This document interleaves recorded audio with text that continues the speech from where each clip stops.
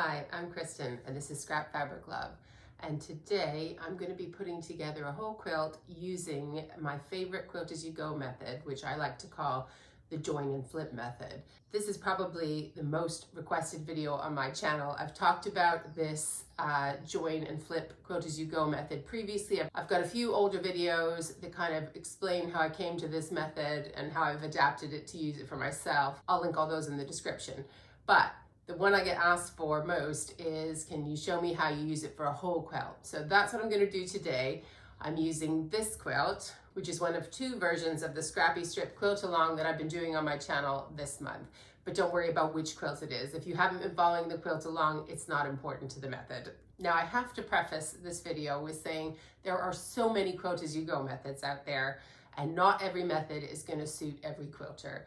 If you've not seen the channel before, this is probably one of my mantras. There is no one best way for everyone, okay? So the problems that this method solves are if you are quilting on a domestic and you struggle to make the quilts the size you want to because you can't roll your quilt under the arm of the machine in order to quilt it. If you kind of get that shoulder strain from trying to do simple quilting on a big quilt on your domestic, and you've kind of scaled down to make smaller quilts, I've had folk tell me who've seen the previous videos that this method has enabled them to make bigger quilts. The other benefit, which is kind of what drew me to it originally, as well as the physical aspect, was that there's no hand sewing and there's no joining strips, which I just couldn't be dealing with. Full disclosure, I do have a long arm and I use it for most quilts.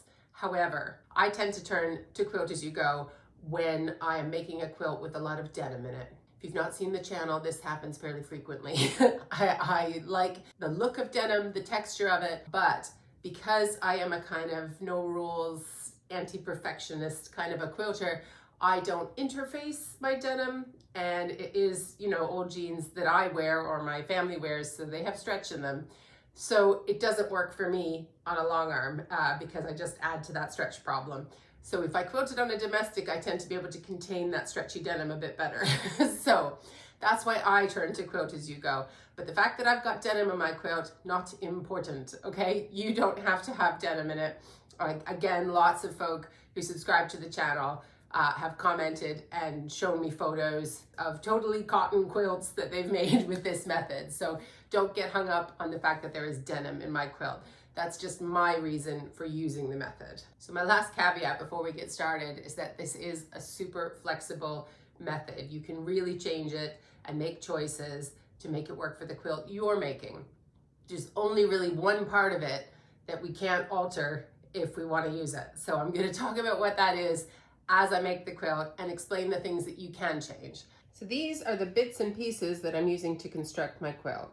Now this joining method is best for joining rows, sections, borders, that sort of thing. It isn't about joining one block to another block. It's more useful in building up large rows and sections and keeping all of the bulk of your quilt out of here.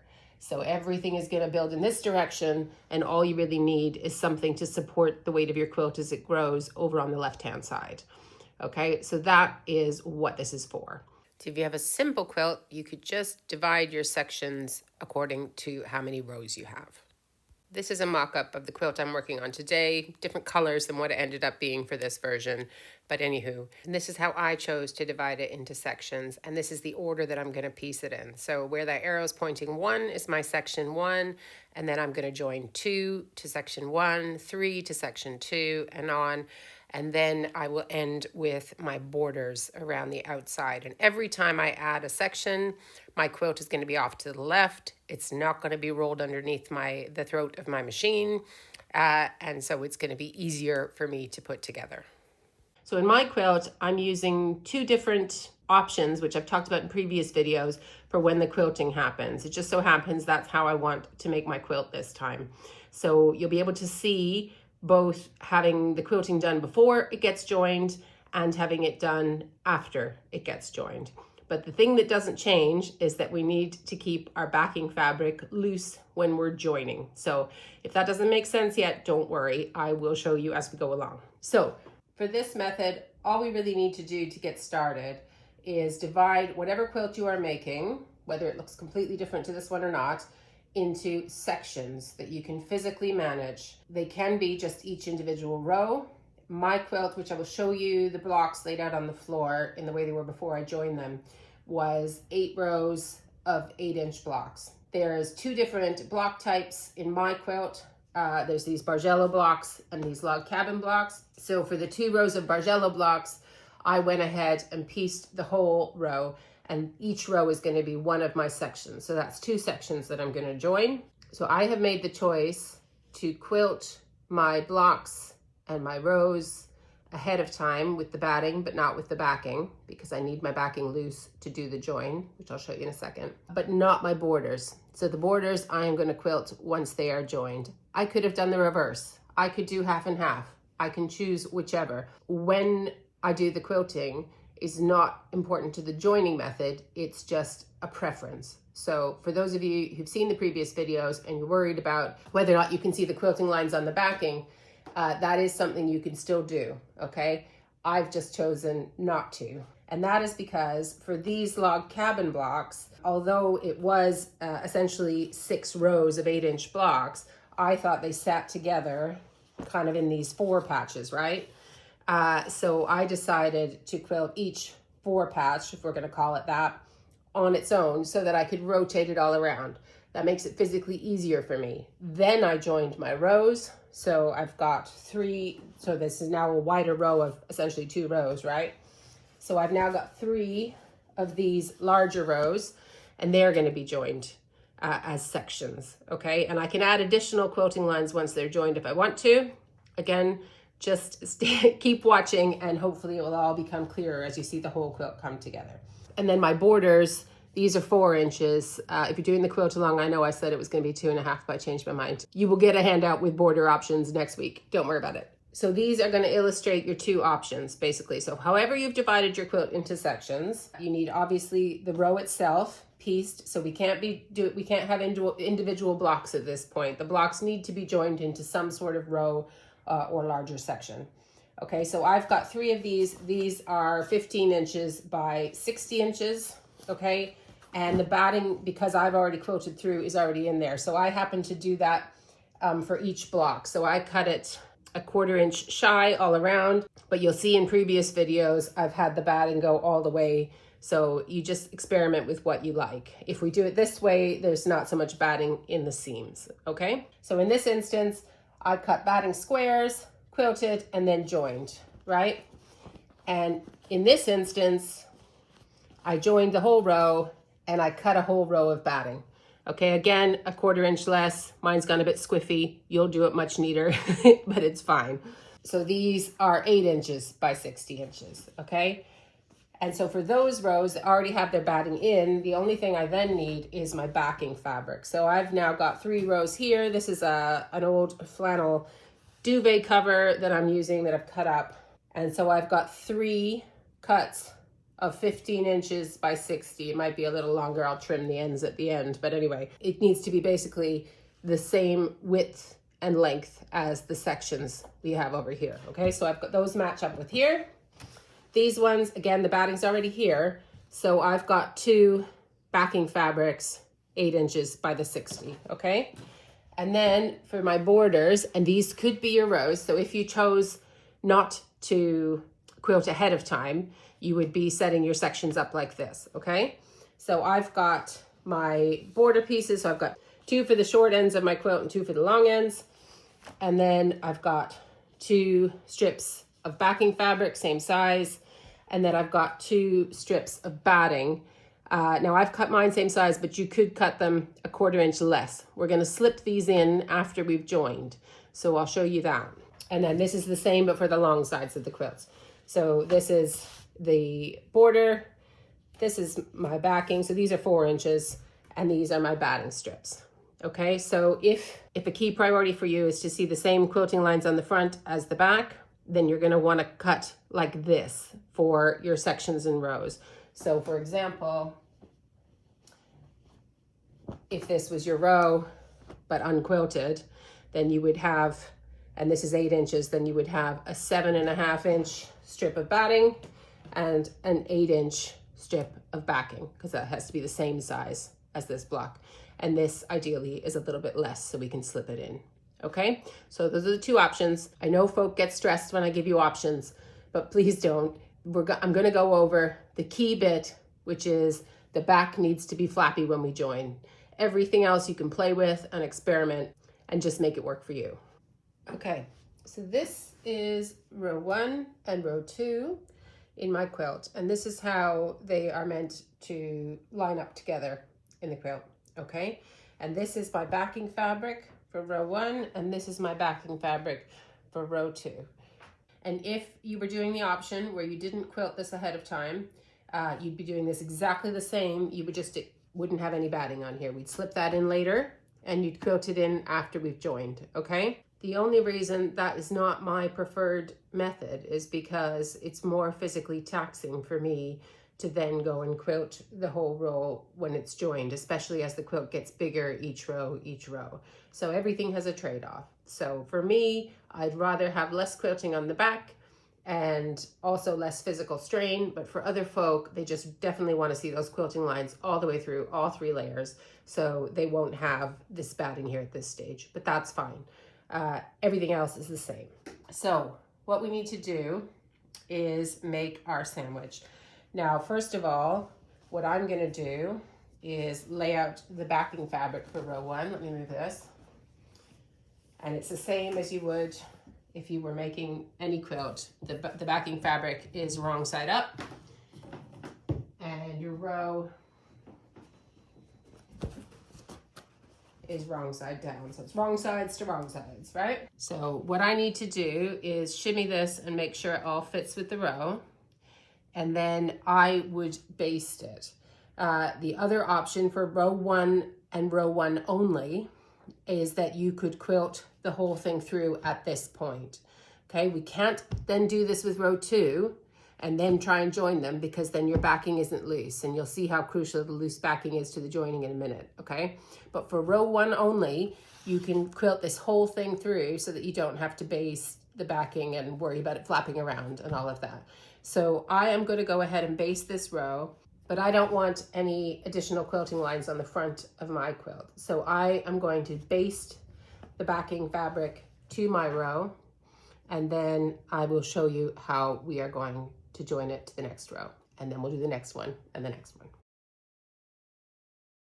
Okay, so I've got my row 1 all basted and ready to go. This goes right sides together, and I will pin and clip this before I sew. And don't worry about how funny my batting has gone. I am not a perfectionist on this channel. If you're watching this to see things done perfectly, you're in the wrong place. You can do this more precisely. I'm just giving you the concept, okay? Okay, and it should line up all the way to here. I'll make sure it does before I start sewing. And then this backing fabric needs to be on the bottom of my little sandwich. So I'm gonna put this here. So this is right side up, okay? This is the side we're gonna see on the back of the quilt. And then this is right side here on the back of row 1. So this is right side down, and they're gonna go together. So this is gonna slide on under here. I'm just gonna get myself a clip. Okay, and I'll adjust this at the machine, but basically this is our sandwich. So it's the 2 backing fabrics right side together, followed by row 1, right side up, row 2, right side down. So right sides together. So I'm gonna make sure that's all lined up while I'm at the machine. But basically I'm gonna take it to the machine and I'm gonna sew all the way through all of the layers, 1/4 inch. Okay, so here I am with my sandwich. As you might see, I've added a few extra clips. So these are keeping the rows together where I want the blocks to join. So this is 1 block, this is 1 block. And so I've just gone ahead and clipped where I want them to join, so that, because I'm basically just going to be going really slowly and shimmying this all together as I sew, and I just want to make sure everything lines up where I want it to, and it can be difficult to see with all of these layers. Now, before anybody asks, yes, if you have a walking foot for your machine, you should use that. My machine has a built-in, I think it's called IDT, so it's somewhat like a walking foot, and I've got it engaged, so I am using that, okay? But it's a lot of layers, and even without the batting in the seam, it can be a bit thick. So if you have that to use, make sure you're using it. So when I do this, I just take it slow and stop and check loads that the backing fabrics haven't shifted and that everything is in the seam where I want it to be. So there's no need to rush this bit. All we need to do is make sure that our sandwich stays lined up the way we want with the two backing fabrics right side together and the two rows right sides together. Now, as you can see that my batting is there. I've told you I've already quilted those rows.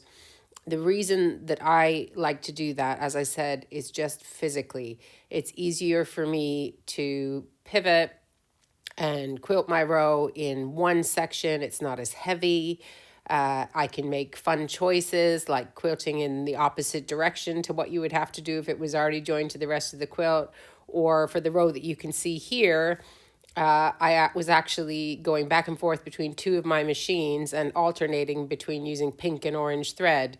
So that's some of the fun stuff that I like to do with my Quilt As You Go blocks and rows, whether or not I'm quilting them just one block at a time and then joining later, or quilting a whole row and then joining it like this. So we just sew like this all the way down to join that row up, and then we're going to flip it open and see how those seams get hidden inside.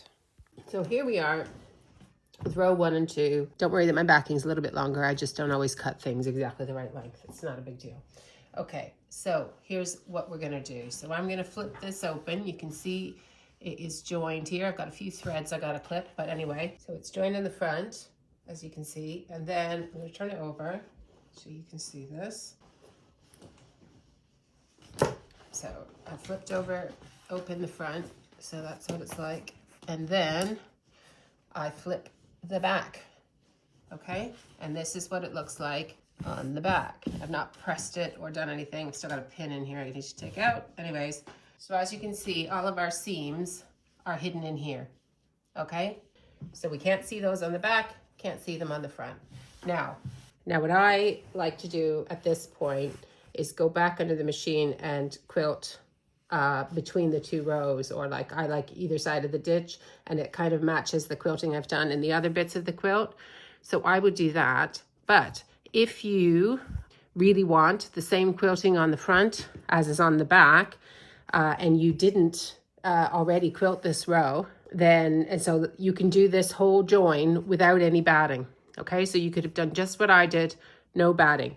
And then at this point, you would slide your batting in, baste it, flip it back, and then you can quilt this row. But you do have to carry the weight of this row while you're doing it. So that's the trade-off. And you also have to make a choice with your quilting that involves going from one end to the other. So that could be straight lines, wavy lines, free motion quilting. But unless you're really physically able, it's not going to make sense for it to be something where you have to turn or swivel in the way that I did to quilt these. So that's why I chose to quilt these ahead of time, because that's easier for me. And then I can just do a couple of rows of quilting this way, and it's just for aesthetics, okay? Because for my quilt, I've already followed the instructions on the batting package. I've already quilted enough for this not to come apart in the quilt. The backing fabric doesn't need to be quilted. That's a sort of a visual thing. It's a personal preference. I'm going to just pull it taut when I join the next row, so I'll show you that. Don't worry, we're going to show you that. I'm going to show you all the rows and the borders. But if you want it quilted through, this is the time. So now you can do whatever you want with this row. You can quilt all the way through, whatever, because we've done our flipping.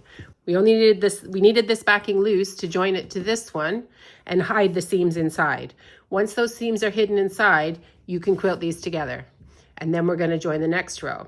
But that row, again, you have to wait till it's joined and the seams are hidden inside before you quilt it, if you haven't already, okay? So if you want all 3 layers, you do it each row at a time. You quilt, you quilt, you quilt.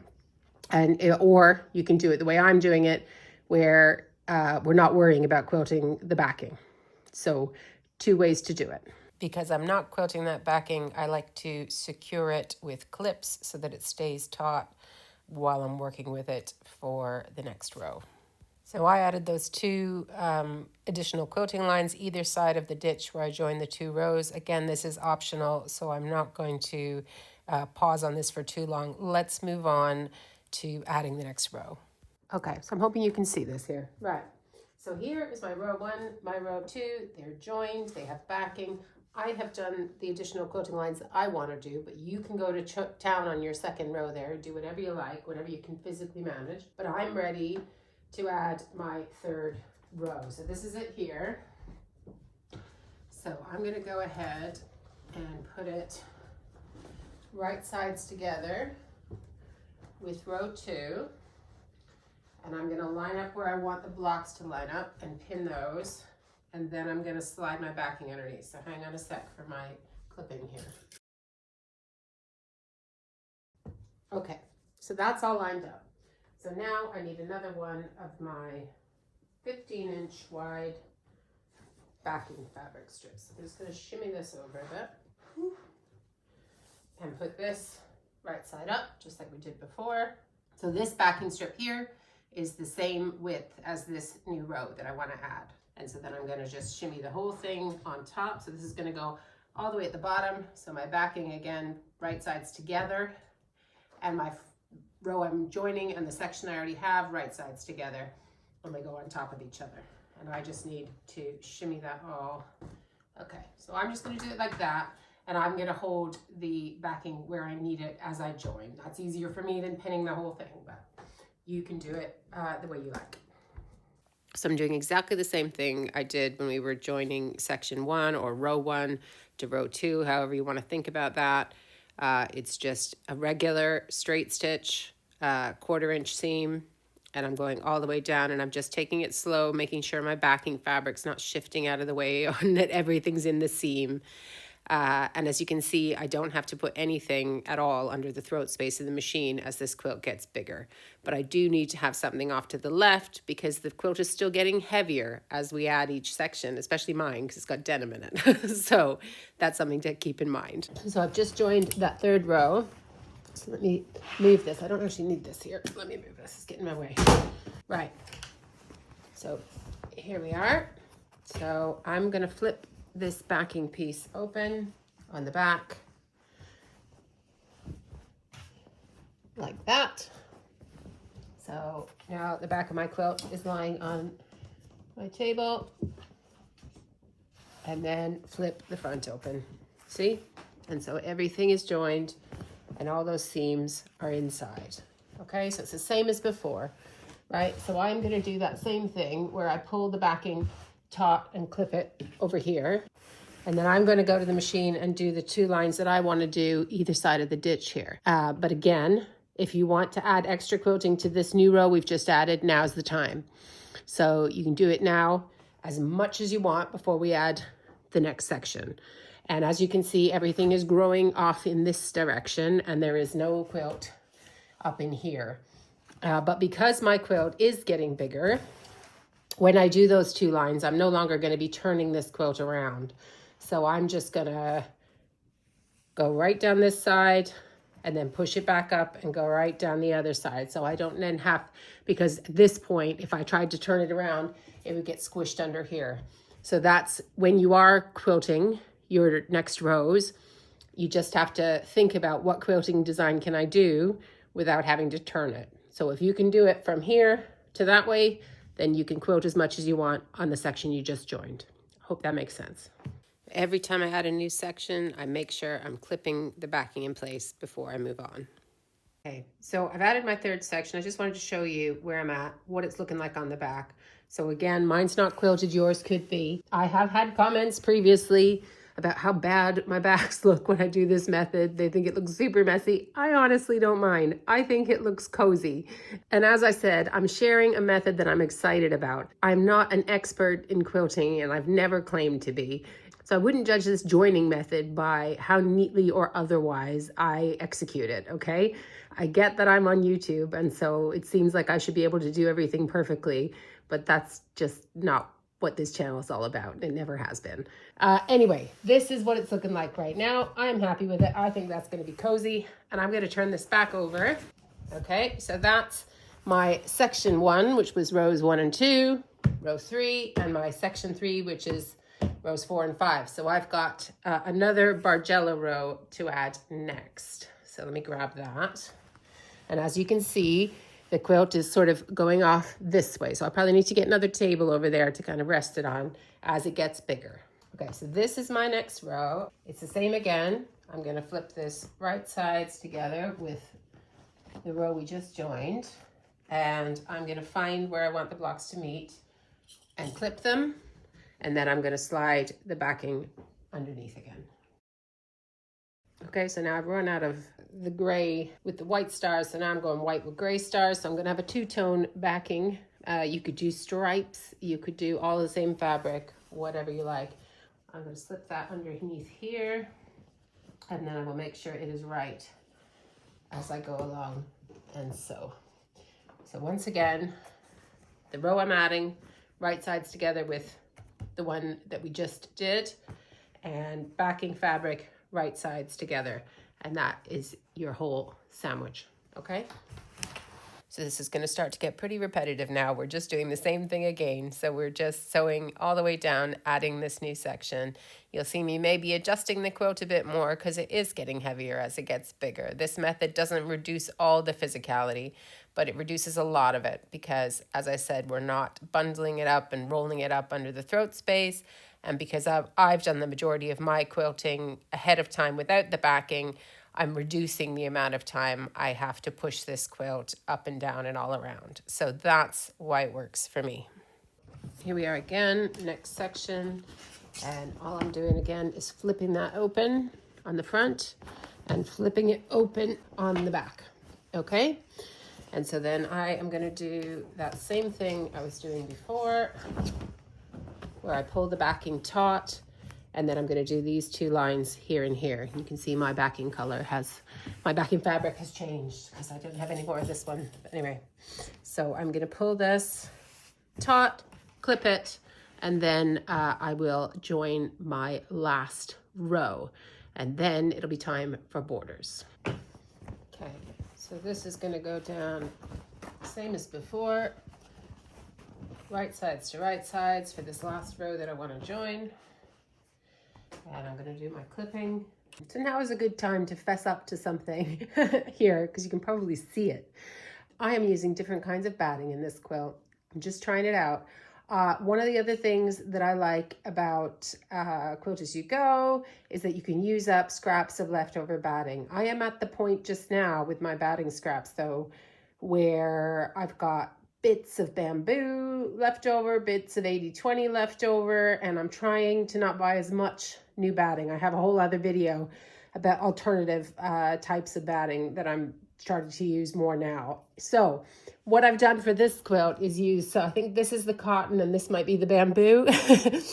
And there's some 80-20 somewhere else. So is that going to cause any problems? Maybe. I don't know. We're going to see. This could be a test quilt, okay? But that aside, I have had questions on the other videos about which batting are you using, which one do you need for this technique. There isn't a set batting that you need for this technique, okay? So it's whatever one you want to use. It probably is best to use the same batting in the whole quilt. I'm not saying this is a good idea. This is just what I'm trying because this is kind of what I do here. I just try things out, see what happens. Okay.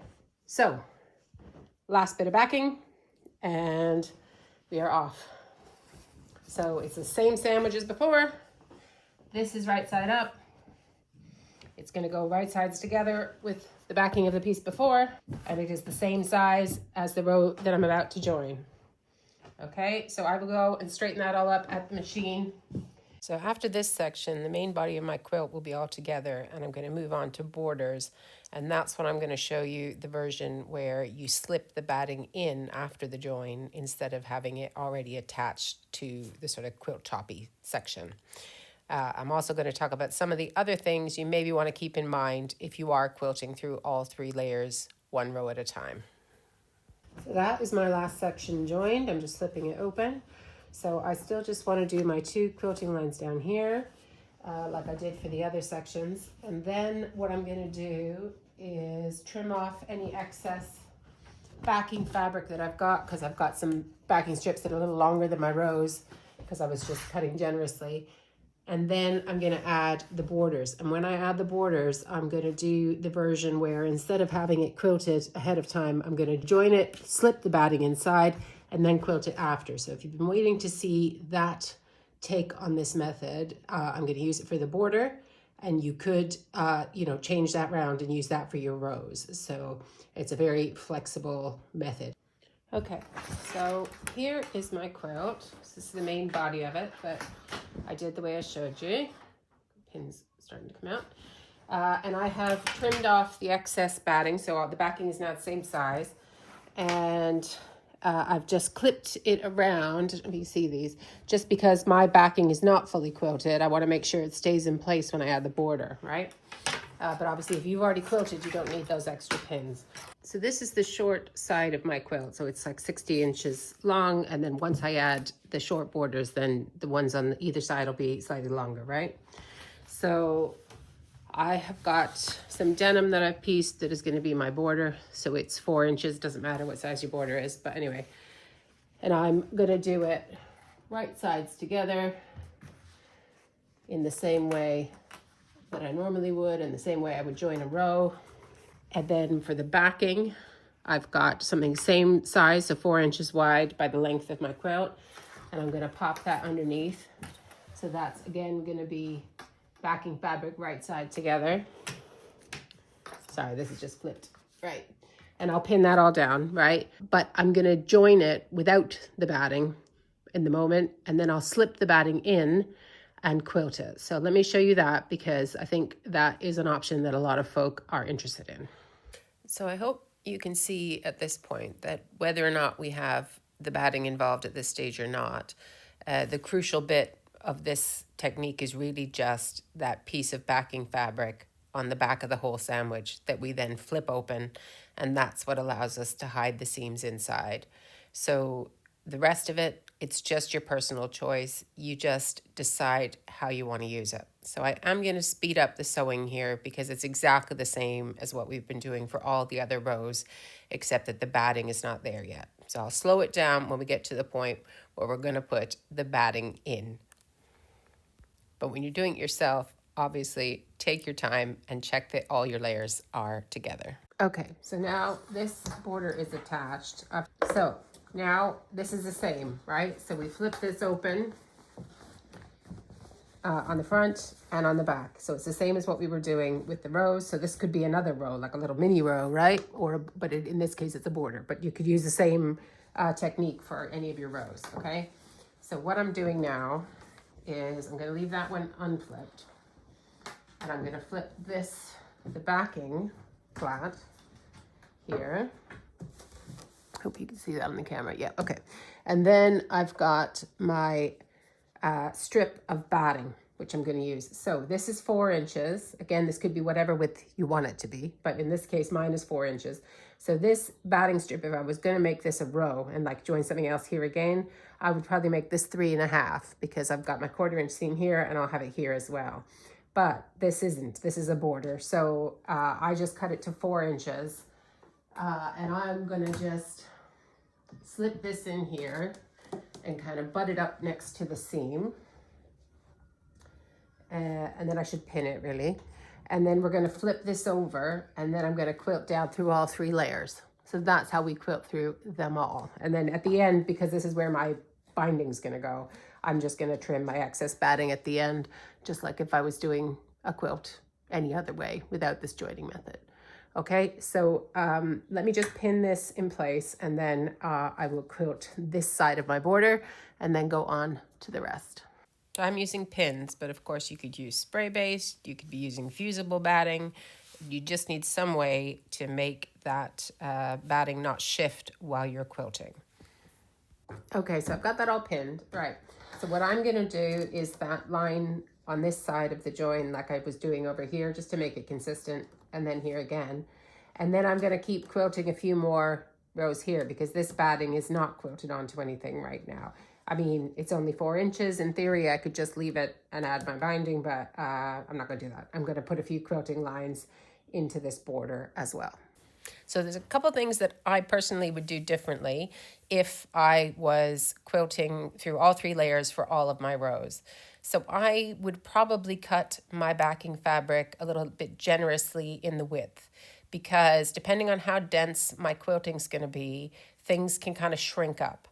And that's also something to keep in mind when you're joining, for example, a quilted row to an unquilted row, so the one that you're joining next. So it's probably best not to do super, super dense quilting, because then your next row might not quite join up. And similarly, so I was doing rather dense straight line stitching for this border, and my backing fabric kind of caught me short at the edge. So I didn't get the full, it would be 3 3/4 inch border after my seam allowance. So I trimmed it down in the end to 3.5. Like, it's not a big deal for a border, and I didn't really have a set size that I needed for the border. But if you're doing rows, that would be really annoying if your backing fabric was suddenly caught short by 1/4 inch. So I would suggest you cut that a little generously, and then after you're done quilting your row, you trim the backing fabric to exactly the width that you need before you move on and join the subsequent row. I hope that makes sense. But also do really have a think about how dense your quilting is and whether that's going to affect the next rows that you're going to add. Okay, so here it is. The border is on, quilted all the way through. I've got a bit of batting and stuff to trim, but anyway, it's there. And now I'm going to do the other short end before I put the borders on the sides. So this is me adding the second border, so it's the opposite end of the quilt to what I was working on for the last one. And the angle with the sewing machine kind of right in the camera there, sorry, is not great for when I'm sliding in the batting, but I'm going to give you another angle for that when I get to the long side. So if you need to see the batting going in at a different angle, just hang on. We'll do that a little bit later on. So this is the bad angle here, but anyway, you can see me putting it in. If you are doing the quilt along with me, this week is kind of a catch-up week. So if you haven't managed to finish all your blocks, that's what this week is for, and for having a think about how you want to put it together. So maybe you want to do quilt as you go, maybe you don't. Maybe you want to think about whether you want to add borders, all that kind of stuff. So that's what we're doing this week in the quilt along, and we can also have a chat about it at our Zoom on Thursday inside Scrap Club if you're in that with me. So this again is me basting the long side, and just sort of all I'm doing is making sure that batting is just right up against the seam inside the quilt. Okay, so here's what it's looking like at this point. So I've added this bottom border, and I've trimmed off all the excess batting that was hanging off here and at the other end. And now I just need to add the 2 longer side borders, okay? And I'm doing it exactly the same way we've been doing all the others. So I'm gonna go ahead and make my sandwich. I'm gonna leave the batting out this time, just like I did for the top and bottom borders. And again, that's a choice you could be making throughout the quilt if you don't want to leave the back unquilted. So I'm just adding one of the long sides of my borders here now. So I'm gonna speed it up in a little bit just because this is exactly the same again. So as you can see, you can add a section, row, border, whatever you want to call it, whatever it is, to your quilt on whatever side you want. And anytime you do that, your quilt is going to be off to the left and not under the throat of the machine. And that's the key, and that's the main benefit. So if that is what you've been struggling with, this might help you. If that doesn't feel like a benefit to you, this might not be the method for you. So anyway, I'm layering it up just like before, same sandwich, backing right sides together, rows right side together, and they're all on top of each other. Now, the other good thing about this method, which maybe you've twigged already looking at this, is that you could make an existing quilt bigger. So for example, if somebody gave you like a baby quilt that maybe you'd made for them years ago, and they want you to make it kid size or adult size or whatever, All you need to do is take the binding off, and then you could add a wider border or extra rows or sections in the same way that I'm doing with this border here. So again, you're just going to join them all like this, flip it open, and then you've got a bigger quilt. So I think that's pretty cool. So this is me anyway, adding the batting in again. So all I've done is flipped open the backing. I'm laying the batting down, and then I'm going to flip the quilt top border, you know, the denim bit on top, and baste it in place, just like we did for the top and bottom borders. So hopefully this is a better angle and you can kind of see how that sits there. All I'm doing is butting the batting up against the seam rather than having it go under or on top of the seam. If you really need to see that closer up, I do have an older video. I will link to it in the description, where I think I had a better camera angle on putting that batting in, but really you're just sliding it in. That's the key. And then I'm just quilting it up like we did for the other borders. Okay, so I'm really speeding it up at this point because this is the last side, so the last long border on my quilt. This is the last section I'm going to join, and it really is just the same as all the other sides. So I'm just there slipping the batting in, basting it all in place, and then I'm going to quilt that border as well. And then all I need to do is trim it up, and I'll be ready for binding. I made some super scrappy binding from the leftovers I had from this quilt, and got that all finished and done. So that is the quilt all together, all bound. I'm pretty happy with how it turned out. If you have been following along with the quilt along, I was not super happy with the contrast between the denim and the scraps. I'm kind of a bit happier with it now. I think the binding helps a lot. So anyway, I am keeping this one. It's lovely and cozy and comfy. I really don't mind the back being a bit loose. As I said, I've had comments from folk don't like the look of this, but then you get to make other quilting choices. I personally am happy with this back, and I'd rather have this back and be able to turn my blocks and quilt them ahead of time than I would have to struggle with quilting all the way through all the layers and having to hold the weight of the quilt. So that's the choices that kind of work for me with this method, but I just love how flexible it is and how so many people can just do what they want with it. So I hope you enjoyed that. If you do have questions, there's a few other videos about this method, including a Q&A video that I will link to in the description. Or obviously you can drop me a question in the comments. I'm also available over on Patreon in my No Rules quilt community called Scrap Club. So this is a relatively new group, but we've got over 100 members at the moment, and we've been having some great chats in there. So if you like the idea of kind of a relaxed, playful approach to quilting, no judgment about the materials you use or the techniques you want to experiment with, you might like it in there. We've had one live Zoom Q&A question about the quilt along that this quilt came from, but our first official Scrap Club meeting is happening on Thursday over on Zoom, so we'd love to see you there if you're interested in joining a fun quilt group. Next week, I'm going to be finishing up the Scrappy Strips quilt along, so I will show a bit more detail about some of the choices that I made with the quilt I've just shown you that I finished. And I'll also be finishing the other version of this quilt, which is bigger blocks. If you've been participating in the quilt along and you would like to show off your work, whether you're finished your quilt or you've just got a few blocks done, I would love to see your photos. There's some folk sharing their photos, as I said, inside Scrap Club, but you can always share on Instagram at Scrap Fabric Love or email me, hello@scrapfabriclove.com. Thanks so much for spending time with me today. Hope to see you next time. Bye.